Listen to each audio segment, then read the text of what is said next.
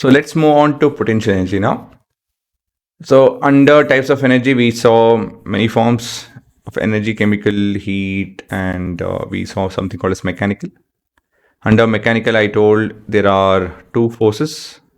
One is kinetic and another is potential. Now we are at potential. Potential energy is like the stored up energy.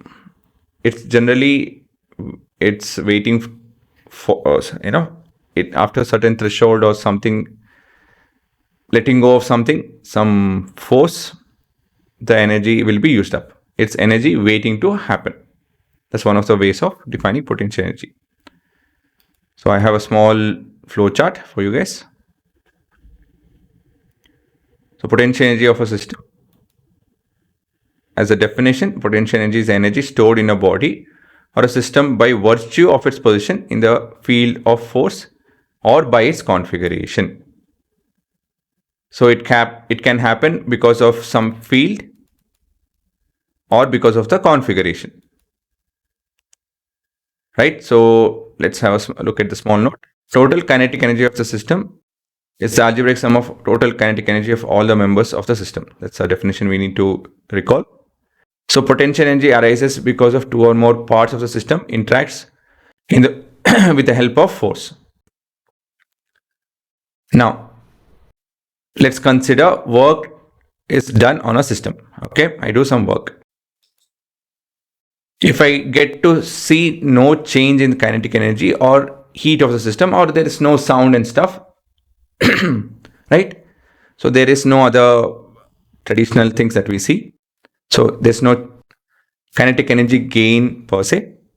If we see this, if we don't see all of this, then the energy is stored as potential energy.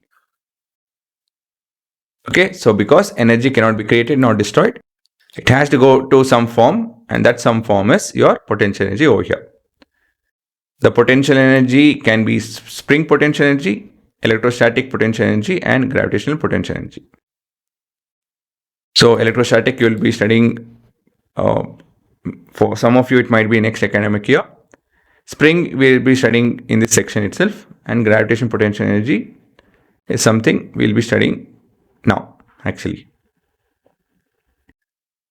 Potential energy, that the system has the potential or the capacity, or either gains kinetic energy or doing work when it's released under the influence of a conservative force exerted on the object by some other member of the system. So let's go back. So what did we see? Let's recall. So first we saw about potential energy. At the top we saw the definition.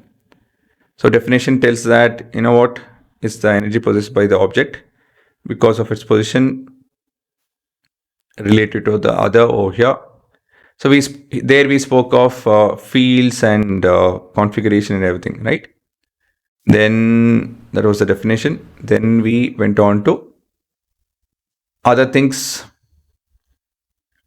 excluding. Then we went on to seeing if we apply some kind of force and the system does not gain any kinetic energy, or the system, there's no change in the heat, temperature actually.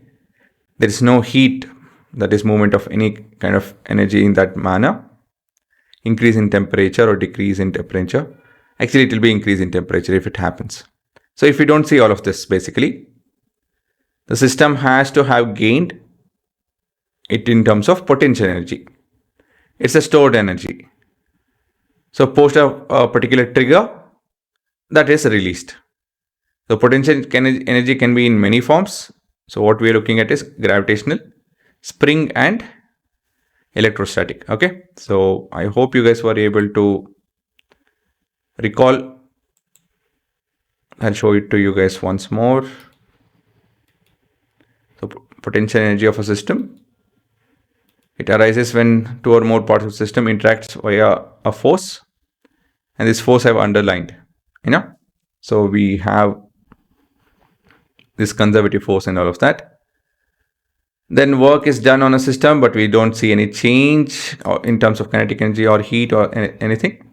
Then the energy has to be stored in potential energy form, and these are the types of potential energy we are looking at. Okay, as a definition, we have one more definition over here. That is left to you guys. There are plenty of definitions out there. Types we are looking at: gravitational, spring, and electrostatic in time. Okay, so you can now have a look.